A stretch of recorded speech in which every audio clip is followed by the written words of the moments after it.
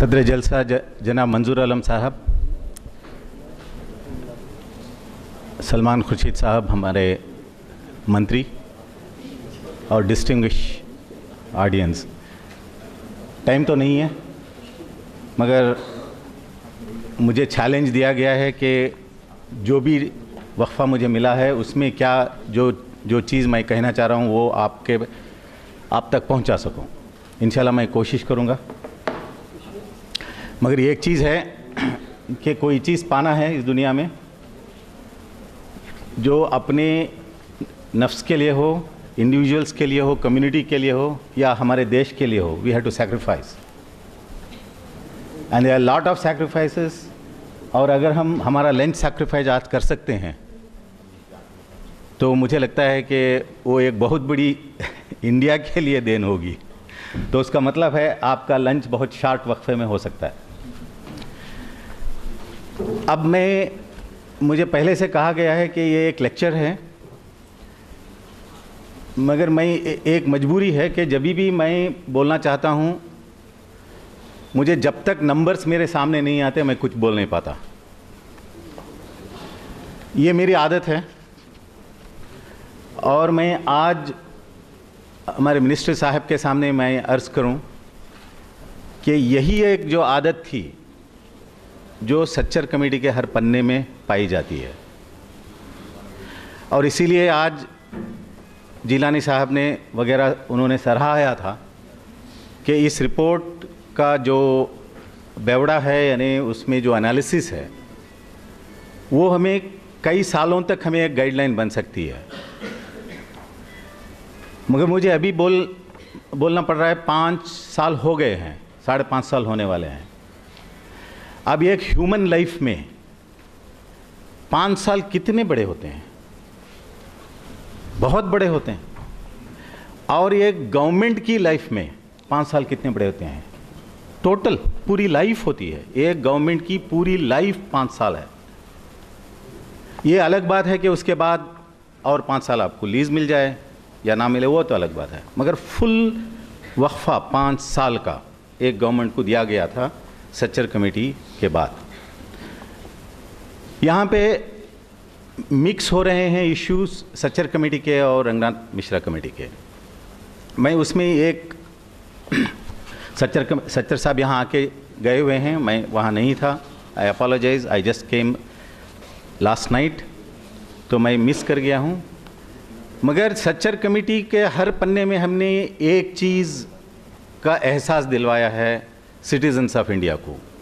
वो ये है कि चूंकि मुसलमान तो हैं, कोई बाहर से टपके नहीं हैं, कोई फॉरेनर्स नहीं हैं, कोई मार्स से नहीं टपके हुए हैं, उसी कल्चर के हिस्सेदार हैं। और अगर आप मेडिकल टेस्ट कर लें जीनियोलॉजी से तो आपको हमारे हिंदू ब्रदर्स और मुस्लिम्स में कोई फ़र्क नज़र नहीं आएगा। हमारे नाम में फ़र्क है, हमारे संस्कार में फ़र्क है, हमारे तौर तरीक़ों में फ़र्क है और हमारे रिलीजियस बिलीफ में फ़र्क है। मगर एज ए कौम, as the people of this country, we are absolutely, there is no difference. Now we want to assert that कि हम इस देश के उतने ही फंडामेंटल और उतने ही मजबूत और उतने ही जो मारूफ इंडिविजुअल्स हैं जो जैसे कोई भी हमारे देश में है, चाहे क्रिश्चियंस हो या हिंदूस हो या शेड्यूल कास्ट हो या शेड्यूल ट्राइब्स। तो अब इतना हमको इस देश का हमारा हिस्सा है, तो हम जब पॉलिसीज़ पे आते हैं तो हमें फ़र्क क्यों महसूस होता है। तो हम ये कहना चाह रहे हैं कि ये जो फ़र्क महसूस हो रहा है वो 2 या 3 रीज़न से हो रहा है। वो एलाबरेट नहीं करूँगा, मैं सिर्फ पासिंगली बताऊँगा। हिस्टोरिकल फैक्ट है, दूसरा एक पॉलिटिकल प्लॉय है, स्कीम्स बनते हैं पॉलिटिकल, और तीसरा है कि जो गवर्नमेंट के पॉलिसीज़ जो बनते हैं वो पॉलिसीज़ लोगों तक ले जाने के लिए हमें एक बहुत बड़े ब्यूरोक्रेसी की ज़रूरत पड़ती है। हमारा देश इतना विशाल है, इतना बड़ा है, 1.2 बिलियन पीपल। अभी रिसेंटली मैं इसी पावर पॉइंट के लिए मैं एयरपोर्ट में बैठा हुआ बना रहा था, तो सडनली मेरे सामने एक अंग्रेज कपल बैठे हुए थे। सो दे जस्ट गॉट, उनको पता नहीं हुआ, उन्होंने कहा कि how can you be so concentratingly working on this, I never seen persons working so concentrated. मैं एयरपोर्ट में काम कर रहा था।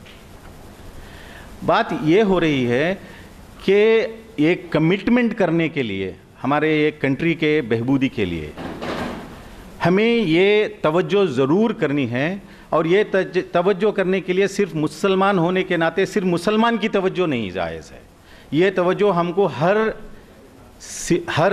सिटीज़नशिप की तवज्जो करना हमें बहुत ज़रूरी है। अब मैं 5 साल के वक़्त के बाद वेरी क्विकली मैं आपको कुछ 4-5 चीज़ें ही रखना चाहता हूं, क्योंकि सच्चर कमेटी में 14 चैप्टर्स हैं, 14 चैप्टर्स का रिव्यू अभी तक नहीं हुआ है।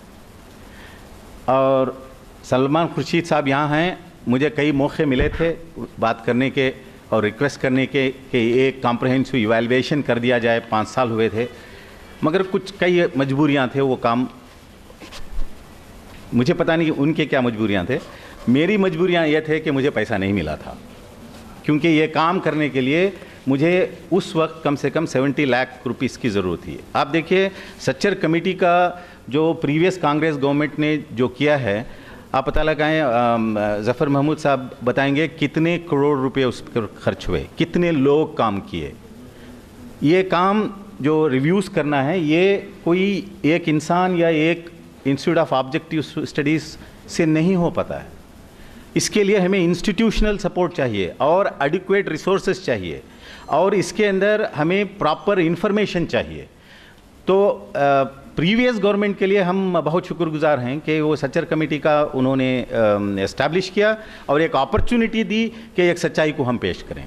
और वो सच्चाई जो है, वो पूरी सच्चाई जो थी वो सिर्फ मुसलमानों की नहीं थी। आप सच्चर कमेटी, सब लोग कहते हैं कि ये मुसलमान की कमेटी है, आप ये सच्चर कमेटी ले जाके कोई बीजेपी एमपी को दे दीजिए, उसको बोलिए वो देखेगा तो यहाँ तो ओबीसी के बारे में बात है, हाई कास्ट के बारे में बात है, उनका वोट बैंक है हाई कास्ट, और शेड्यूल कास्ट के बारे में बात हुई है, हम सब लोगों की बात किए हैं उसके अंदर। मगर अभी तक जो नहीं हो रहा था वो ये था कि जब भी मुसलमान की बात होती तो सिर्फ मुसलमान की बात होती, कोई रिलेटिव पिक्चर नहीं जाहिर होता था। वो एक पॉलिटिकल प्लॉय था पिछले 60 साल में। वो doctor Manmohan Singh as the prime minister of this country in the previous period, उन्होंने वो साइकोलॉजिकल बैरियर को निकाला। उन्होंने कहा नो, रिलेटिव कंडीशंस हम जानना चाहते हैं। तो इसीलिए सच्चर कमेटी सिर्फ मुसलमान की कमेटी की रिपोर्ट नहीं है, उसमें हर कम्युनिटी के बारे में मेजरमेंट्स हैं। कोई भी जानना चाहें, जो भी स्टैटिस्टिकल जो फार्मूलेशंस हैं वो हम कर चुके हैं।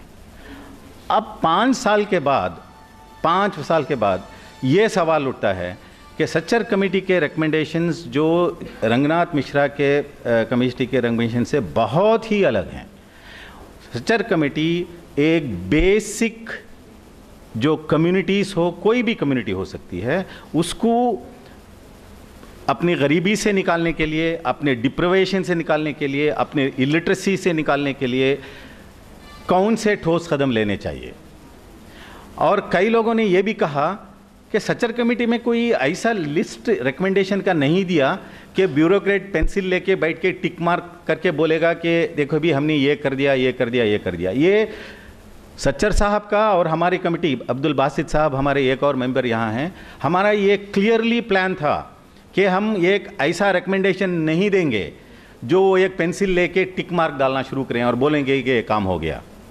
हमने इंटेंशनली उसको हमने एक ऐसा ठोस दिया है जिसमें इंस्टीट्यूशनल रिफॉर्म्स की बात की गई है कि हमारे जो इंस्टीट्यूशंस, मुचाला साहब ने कहा है जुडिशरी, मगर हमारे यहाँ जुडिशरी किसको एक्सेसिबल होती है?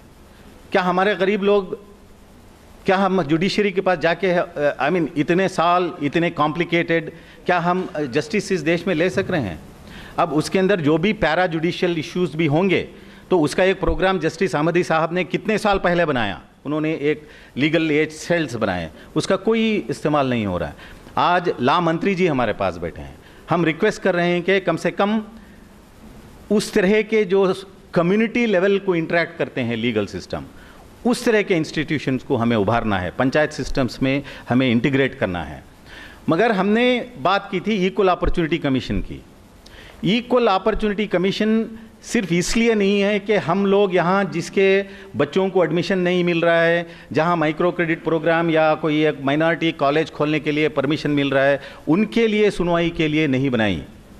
वो इसलिए बनाई गई है कि सिस्टमिक फेल्यूर जो गवर्नमेंट कर चुकी है, मेरे पास यहाँ बहुत डेटा नीचे पड़ा हुआ है, अभी उस डेटे पे मैं जा पाऊँगा तो यहाँ पता लगेगा। देखिए आज भी 2009-10 में मुस्लिम्स का पब्लिक सेक्टर में जो पार्टनरशिप है 3.6%, ये सच्चर कमेटी में जो था उससे कम हो गया 5 साल में। रूरल एरिया में वो अर्बन एरिया में पब्लिक सेक्टर में 5.3%। आप देखते हैं कि मुसलमान जो हैं अर्बन एरिया में ज़्यादा मिक़दार में रहते हैं, तो वो प्रोपोर्शन हमारा कम से कम 17% होना चाहिए था, ये परसेंट, और ये परसेंट करीब 12% के होना चाहिए था। ये 3% जो सच्चर कमेटी 5 साल पहले जो मेजरमेंट किया था उससे और गिर गया। तो हम ये देख रहे हैं कि 5 साल में, मैं ये नहीं कहता कि गवर्नमेंट ने कदम नहीं उठाया, गवर्नमेंट ने बहुत कदम उठाए।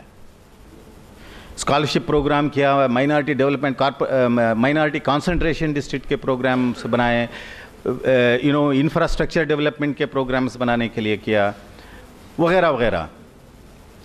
मगर किसी ने यहाँ ये भी बात उठाई कि ये माइनॉरिटी मिनिस्ट्री बनाई ही क्यों? क्या माइनॉरिटीज़ के नाते मुसलमान क्या सिर्फ माइनॉरिटी मिनिस्ट्री में जाके अपने एजुकेशन, बच्चों के एडमिशन मांगेगा? अपने काम काज के लिए जो हमें लोन चाहिए, क्या वो जाके माइनॉरिटी मिनिस्ट्री के पास मांगेगा? उनके पास वो तो कोऑर्डिनेशन के लिए बनाई गई थी, वो इम्प्लीमेंटेशन के लिए बिल्कुल नहीं बनाई गई थी। ऑल्दो जो मंत्री सलमान साहब से पहले थे तो उन्होंने वहाँ एड़ी चोटी लगाई, मेरे पास पैसे ही नहीं है, हमारी मिनिस्ट्री, उनको बहुत वो पैसों के पीछे पड़े थे आंतुले साहब, और उन्होंने कर दिया कि माइनॉरिटी मिनिस्ट्री के लिए हमें पैसे चाहिए। मैं कहता हूँ हमारे एजुकेशन के लिए माइनॉरिटी मिनिस्ट्री में क्यों जाना है? हमारे बच्चों के एजुकेशन के लिए मुझे तो एजुकेशन मिनिस्ट्री के पास जाना है। मुझे बैंक में पैसे चाहिए तो मैं रिजर्व बैंक में जाऊँगा, फाइनेंस मिनिस्टर के पास जाऊँगा। हम माइनॉरिटी मिनिस्ट्री के पास जाके क्या मांगेंगे? आप ये समझिए कि minority ministry itself is to create a ghetto, is to remove all the Muslims going to the mainstream ministries to make demands. वो नहीं चाहते, कोई सिस्टम नहीं चाहता। I am not accusing a party or a person here. हमारा system ये नहीं चाहता कि मुसलमान भी उसी बैंक के क्यू में रुका हो जहाँ दूसरे हमारे हिंदू भाई, हमारे दूसरे दलित भाई या ओबीसी भाई रुके हुए हैं। हमें क्यों वो चॉइस निकाला गया है? हमें क्यों प्रेशर कर रहा है कि आप हर चीज़ को माइनॉरिटी मिनिस्टर के पास जाइए? ये एक कोताही जो इंस्टीट्यूशनल कोताही है, उसको रिमूव करने के लिए हमने इक्वल अपॉर्चुनिटी कमीशन की मांग मांगी। इक्वल अपॉर्चुनिटी कमीशन की मांग सिर्फ मुसलमानों की नहीं है, मगर उसमें एक और चीज़ देखिए, वो इक्वल अपॉर्चुनिटी कमीशन गवर्नमेंट की जो कोताहियाँ हैं, जो डिफेक्ट्स हैं, जो उसको निकालने की भी कोशिश करने के लिए प्रोएक्टिव रोल कर सकती है, जो कोर्ट नहीं कर सकते। कोर्ट प्रोएक्टिव कोई काम नहीं करती, उसको किसी को साथ ले जाना है, सुनवाई करना है, उसका प्रोसेस। मगर जो यूनाइटेड स्टेट्स में जो इक्वल अपॉर्चुनिटी कमीशन चलती है और जो यूके में जो चलती है, उसका जो फॉर्मेट है जो अभी मैं लिख रहा हूँ, इंशाल्लाह अगले 6 महीने में वो डॉक्यूमेंट्स मैं मिनिस्टर साहब के पास ले जाऊँगा। वो लीगल फ्रेमवर्क है और एक इंस्टीट्यूशनल फ्रेमवर्क है। वो बनाने के लिए ये जो कोताहियाँ हैं, जो गवर्नमेंट जॉब्स में जो मुसलमान बिल्कुल नहीं हैं, तो ये इक्वल अपॉर्चुनिटी कमीशन अपने आप उस इश्यू को एड्रेस कर सकती है, जो कोर्ट नहीं कर सकती। तो इसके बारे में एक कमेटी भी, माधव मेनन कमेटी बनाई गई थी और उन्होंने रिकमेंडेशन दिया था। बाय एंड लार्ज हमें रिकमेंडेशन ठीक लगे थे, थोड़ा बहुत पावर का प्रॉब्लम था, but otherwise Madhav Menon committee तो रेकमेंड कर दिया कि equal opportunity commission can be establish. उसके बावजूद आज तक 6ठा साल चल रहा है, माधव मेनन कमेटी दिए हुए 5 साल हो गए, रिपोर्ट हो गया, इक्वल अपॉर्चुनिटी कमीशन नहीं बनी।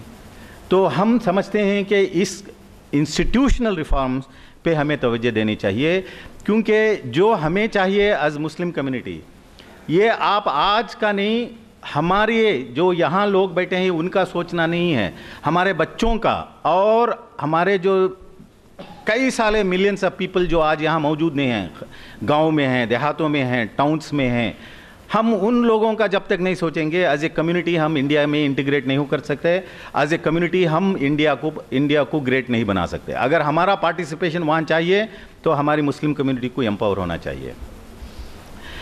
और यहाँ पे एक और चीज़ मैं दिखाता हूँ, एक national rural employment guarantee scheme बनाई थी, बहुत ही बढ़िया, और उसका बहुत ही इम्पॉर्टेंट रोल रहा।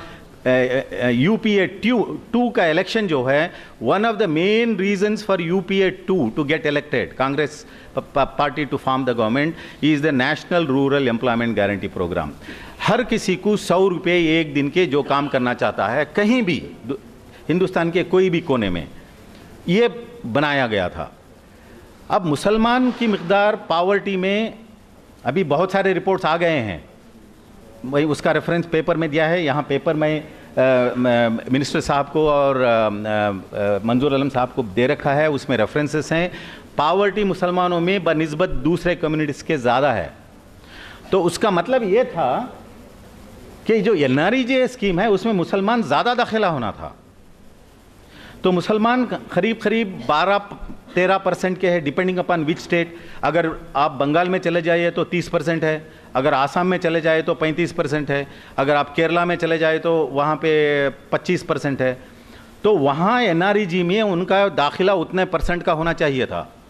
ऑल इंडिया में 15% का दाखिला होना चाहिए था। NREGA में 3% जॉब कार्ड्स दिए हुए हैं, 3 ही। जो पूरे जो NREGA जॉब कार्ड्स दे दिए गए हैं, कार्ड्स मिलते हैं, उसमें सिर्फ 100 में 3 मुसलमान हैं, जॉब कार्ड भी नहीं दिए गए। और जब काम मिल गया सिर्फ 2 को, 100 में 2 मुसलमानों को काम मिला है। ये उन्हीं का डेटा है जो यहाँ से निकल रहा है। तो यहाँ कहीं हमें एक सिस्टमिक फेल्यूर नज़र आ रहा है। आप सिर्फ कांग्रेस पार्टी या एक मंत्री या एक मिनिस्टर, इन चीज़ों के ऊपर नज़र नहीं दौड़ाइए। हमें एक सिस्टम को बदलना है। वो सिस्टम को बदलने के लिए हमें एक इंस्टीट्यूशनल रिफॉर्म्स लाना है। जब तक हम वो इंस्टीट्यूशनल रिफॉर्म्स हम नहीं लाएंगे इस देश में, हमारा पार्टिसिपेशन, हमारा और हमारी जो कंट्रीब्यूशन है इस देश की उन्नति में, इस देश के ग्रोथ में, हम प्रूव नहीं कर सकते। एक सेकेंड चीज़ है बैंकिंग क्रेडिट। ये बासित साहब हैं यहाँ पे, वो एक मशहूर इकोनॉमिस्ट हैं और एडवाइज़र हैं चीफ मिनिस्टर के। ये इशू हमारे सामने आई थी कि लोगों ने, जब हमने कहा कि मुसलमानों को क्रेडिट नहीं मिलता, तो हमेशा हमारे जो दोस्त थे, हमारे रिज़र्व बैंक में जो भी बड़े बड़े अधिकारी हैं वो मेरे अजीज़ दोस्त हैं, मैं उनको पर्सनली जानता हूँ। इससे पहले के रिज़र्व बैंक गवर्नर थे, अब जो गवर्नर हैं इनको मैं पर्सनली जानता हूँ, क्योंकि मैं इकोनॉमिस्ट हूँ, मीटिंग्स में बैठता हूँ, मैं जानता हूँ। तब मैं जब इनसे डिस्कस करता तो कहते, यार तुम्हारे मुसलमान लोग वो इंटरेस्ट रेट के नाते से आते नहीं है बैंक को, इसीलिए पैसा नहीं मिलता। मैं कहता नहीं है, ऐसा नहीं हो सकता। राकेश मोहन डिप्टी गवर्नर थे, ऐसा नहीं है राकेश मोहन जी, इसमें कोई दूसरी। तो बाद में हमने रिज़र्व बैंक को ही, हमने जब सच्चर कमेटी के वक्त हमने डेटा मांगा तो ये डेटा उन्होंने दिया। ये डेटा वेरी क्लियरली स्पेसिफाई करता है कि मुसलमान में कम से कम इंडिया में, मैं यहाँ रिलीजियस इशू की बात नहीं कर रहा हूँ, बैंक अकाउंट्स रखा हुआ है। जो भी टोटल 400 मिलियन बैंक अकाउंट्स थे उसमें 13% बैंक अकाउंट मुसलमान के हैं। मुसलमान 14% है इंडिया में। तो बैंक अकाउंट ओनरशिप जो है वो बहुत अच्छी है, कोई कराहत नहीं है। बैंक में जाता है, बैंक से व्यवहार रखना चाहता है, बैंक में अपना नाम दाखिला करना चाहता है। मगर जब बैंकिंग टर्नओवर देखा जाए, कितना लोन दिया था, डेवलपमेंट लोन कितना दिया था, तो देखिए बिल्कुल नहीं। उस वक्त 20,000 एवरेज मुसलमान को टर्नओवर में था, वेरेस क्रिश्चियन कम्युनिटी को 45 था, और जो Hindu community including schedule caste को करीब 65,000 का आउटस्टैंडिंग था। कल रात को मुझे डेटा मिला, जोशी जी आप कहाँ हैं? हमारे जोशी जी जो अभी मुझे हेल्प कर रहे हैं, इन्होंने कल रात को मुझे डेटा भेजा है। ये डेटा फाइनेंस मिनिस्ट्री ने और RBI ने RTI के मातहत हमें ये डेटा दिया। तो आप देखिए, इंफॉर्मेशन लेने के लिए हमने मिनिस्ट्री से भी मांगी थी। जब सलमान साहब माइनॉरिटी मिनिस्ट्री में बैठते थे, मैंने उनको बहुत रिक्वेस्ट किए थे, मगर मिनिस्टर साहब को भी उनकी जो स्टाफ है वो उनको कॉन्फिडेंस नहीं दिला पाई कि ये डेटा हम ले सकते हैं, कि आरटीआई से हो। सलमान साहब को as a minister of cabinet rank, उनको तो आरटीआई की भी ज़रूरत नहीं है, उनको तो एक लेटर लिखना है। मगर इनके जो ब्यूरोक्रेटिक सपोर्टर्स थे या ब्यूरोक्रेटिक स्टाफ था, वो शायद उनको ब्रीफ ठीक से नहीं किया। मगर जब हमने आईओएस के नाते आरटीआई में पूछा तो अभी हमें वो डेटा दिया गया। वो डेटा अब फिल वक्त यहाँ पे शायद नहीं है,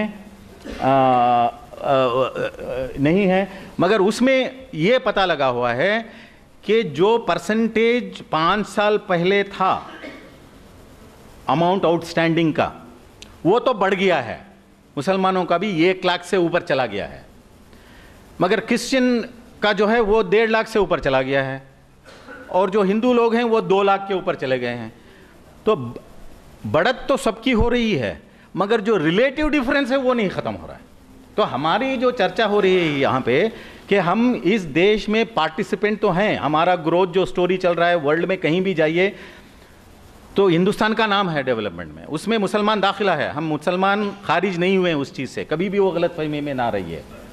मगर हमें क्या चाहिए? हमें इक्विटी चाहिए, हमें अपना एक इक्वल प्लेटफॉर्म चाहिए। हमारा जो डिबेट है, जो प्लेटफॉर्म है, वो हमें इक्वल चाहिए, सो दैट हम वही चीज़, अब ओलंपिक में जाएं तो आप ये नहीं कर सकते कि एक को यहाँ बिठा दो और एक को नीचे ज़मीन पे और बोलो कि आप चर्ची जाओ। अब मुसलमान ज़मीन पे है और दूसरा आदमी यहाँ पे है, तो यहाँ वाला तो छत आसानी से उड़ेगा ना। तो हम इक्वालिटी चाहते हैं, हम एक इक्वल प्लेटफॉर्म चाहते हैं, इक्वल स्टेटस चाहते हैं। तो ये जो अभी भी जो डेटा आया माइनॉरिटी कॉन्सेंट्रेशन डिस्ट्रिक्ट से, जो रिजर्व बैंक से, उसमें भी ये पता चलता है कि जो रिलेटिव डिफरेंस है वो नहीं मिटा पाए। उसमें 121 डिस्ट्रिक्ट्स का बस 121 डिस्ट्रिक्ट का डेटा आया है और 44 डिस्ट्रिक्ट का है। 44 ऐसे डिस्ट्रिक्ट्स हैं जो मिसेस गांधी के ज़माने से वो डेटा हमारे पास आ रहा है, उसके अंदर तो 72 है, 7% एक्सेस। Whereas in the 121 जो डिस्ट्रिक्ट है, it is relatively better, but it is worse. But जो मोस्ट बैकवर्ड डिस्ट्रिक्ट्स हैं जहाँ पे मुसलमान बसते हैं, वहाँ तो कोई प्रोग्राम नहीं। 5 साल में क्यों प्रोग्राम नहीं हुआ? ये सवाल हमें उठाने हैं। ये सवाल ऐसा नहीं कि सिर्फ अभी कल सवेरे सब माइनॉरिटी मिनिस्टर के पास, ये सवाल उठाने के लिए हमें फाइनेंस मिनिस्ट्री के पास जाना चाहिए, हमें प्राइम मिनिस्टर के पास जाना चाहिए, हमें एजुकेशन के सवाल उठाने के लिए कपिल सिब्बल साहब के साथ जाना है। हम सलमान खुर्शीद साहब के साथ नहीं जाएंगे, हम उनको साथ लेके जाएंगे कि देखो भी, आप तो कोऑर्डिनेटिव मिनिस्ट्री हैं, तो हमें आप हमारे लीडर हैं और हमें ये चीज़, हमें आप कपिल सिब्बल साहब से ये डेटा निकाल के दीजिए। The worst ministry which is not publishing the data is the human resource ministry data. और अब मैं यहाँ पे ये डेटा है, ये डेटा ओपन डेटा है, गवर्नमेंट का डेटा है, anybody can edit it. This reports have to go to, I request the minister साहब कि please forward this to the prime minister as well. But let me tell you something very important about the higher level education. Higher level education में reservation की भी बात छिड़ गई, थोड़ी बहुत रिजर्वेशन की पॉलिटिक्स भी होगी, मगर क्या उससे फ़ायदा हुआ? देखो फ़ायदा क्या हुआ। ये फिगर ये कहता है, ये लिटरेसी की बात अभी टाइम नहीं है इसीलिए मैं ख़त्म करूँगा। लिटरेसी में भी जो लिटरेसी बढ़नी थी नहीं हुई, मगर मैं मैट्रिक और हायर लेवल की बात करूँगा यहाँ पे। ये हायर लेवल का मतलब है जो प्री यूनिवर्सिटी से पास होके ग्रेजुएट और हायर लेवल पे जाते हैं, वहाँ का हमने 2 साल का डेटा हमने निकाला। ये 2009-10 का डेटा है, जो ग्राफ्स बने हुए हैं, टाल ग्राफ्स बने हुए हैं। तो इसमें यहाँ पे वो पॉइंटर नहीं है, तो पॉइंटर के बगैर मैं ट्राई करता हूँ इसको बताने की। अब ये देखिए, ये शेड्यूल ट्राइब्स हैं, शेड्यूल कास्ट हैं, ओबीसी हैं, ये हिंदू जनरल जो हाई कास्ट हिंदू होते हैं, ये मुस्लिम ओबीसी हैं, ये मुस्लिम अदर देन ओबीसीज हैं। अब देखिए जो लेवल है हायर लेवल एजुकेशन का, जो हाई कास्ट हिंदूस होते हैं, उनके जो भी बच्चे हैं जो उस उम्र के, जो कॉलेज में रहने लायक उम्र के, उसमें 35% बच्चे कॉलेजेस में हैं। जो कॉलेज जाने लायक जो उम्र के बच्चे हैं 35%, बहुत लड़के लड़कियां, वही आप शेड्यूल ट्राइब्स में चले जाइए, वो ज़्यादा शेड्यूल ट्राइब्स रूरल एरिया में रहते हैं, अर्बन एरिया में नहीं रहते हैं, उनमें 4% बच्चे ही हायर लेवल पे जाते हैं, 100 में 4 बच्चे। शेड्यूल कास्ट के जो हैं थोड़ा सा 5 बच्चे जाते हैं, ओबीसी करीब 7 बच्चे जाते हैं 100 में, और जो रूरल एरिया में हाई कास्ट जनरल हैं वो करीब 15% जाते हैं, मगर जो मुस्लिम ओबीसी हैं वो जाते हैं 5%, यानी 100 में 5 ही बच्चे कॉलेज जा पा रहे हैं मुसलमान के बच्चे। और हिंदू जी, और जो मुसलमान जनरल जो कैटेगरी है, तो ये चीज़ जो अभी मैं कहना चाह रहा हूँ सलमान साहब से कि ये जो ओबीसी नॉन ओबीसी का जो मसला आया है, ये मुझे पता है कि ओबीसी को प्रोटेक्शन मिलना चाहिए, मगर सच्चर कमेटी ने वेरी क्लियरली कहा कि मुस्लिम्स का जहां तक ताल्लुक है, मुस्लिम चाहे ओबीसी हो नॉन ओबीसी हो, सबकी एक ही गत है। मगर लास्ट 5 ईयर में जो ओबीसी के बारे में थोड़ा बहुत पॉलिटिक्स चली है, उससे हो सकता है कि थोड़ा सा बेनिफिट मुस्लिम ओबीसी को मिला है, मगर मुस्लिम जनरल जो कैटेगरी है वो कौन है मुझे पता नहीं, उनके लिए एक्चुअली चीज़ें कम हो गए। देखिए यहाँ पे, और ये जो जीरो लाइन है उससे कम हो गया, मतलब ग्रोथ रेट ही मुस्लिम जनरल में हायर एजुकेशन में नहीं हुआ। तो reverse discrimination with in Muslim committee अभी शुरू हो चुका है। तो ये जो सोशल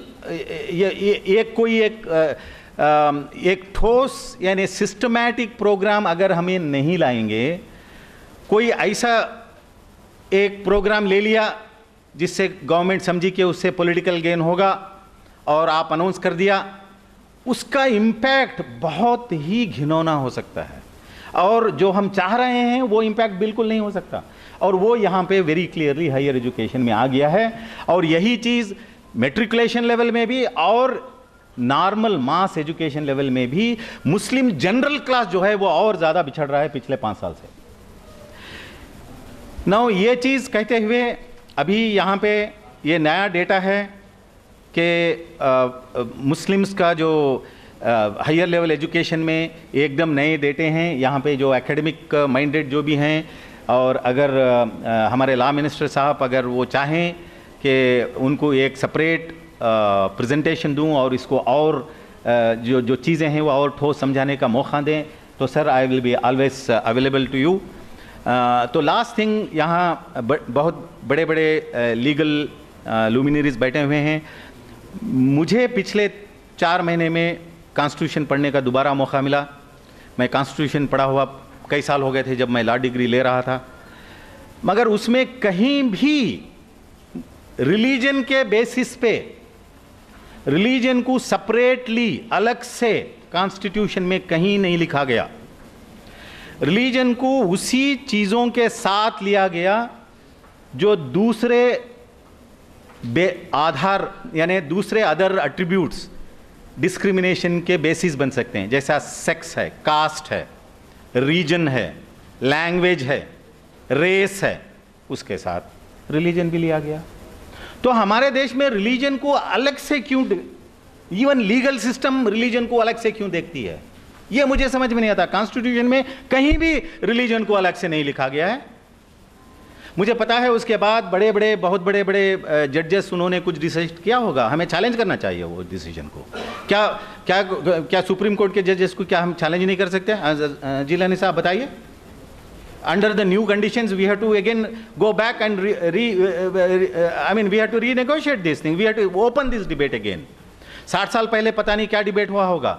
आज लॉ मिनिस्टर हमारे साथ हैं, आप हमें एक प्लेटफॉर्म दीजिए, हमको हमारा कॉन्स्टिट्यूशन को हम उसको री इंटरप्रेट करके दिखाएंगे कि रिलीजन के बेसिस पे कहीं भी आपको डिस्क्रिमिनेशन यानी प्रोग्राम्स आप बना सकते हैं, कहीं भी नहीं लिखा गया है। और मैं यूनाइटेड स्टेट्स से आज आ रहा हूं, कल रात को, वहां रिलीजन के बेसिस से पॉजिटिव डिस्क्रिमिनेशन हो रहा है। आज मुसलमानों को, बिकॉज टेररिज्म का इतना बड़ा प्रॉब्लम आ गया है, मुसलमानों को चुन चुन के वो अब प्रोग्राम्स में ला रहे हैं, so that they can become part of the main stream American policies. जब डिवाइड करेंगे तभी प्रॉब्लम आएगा, जब उनको एक अपॉर्चुनिटी दी जाएगी, वो एक सबसे ज़्यादा अच्छे सिटीजन्स मुस्लिम्स बन के दिखाएंगे।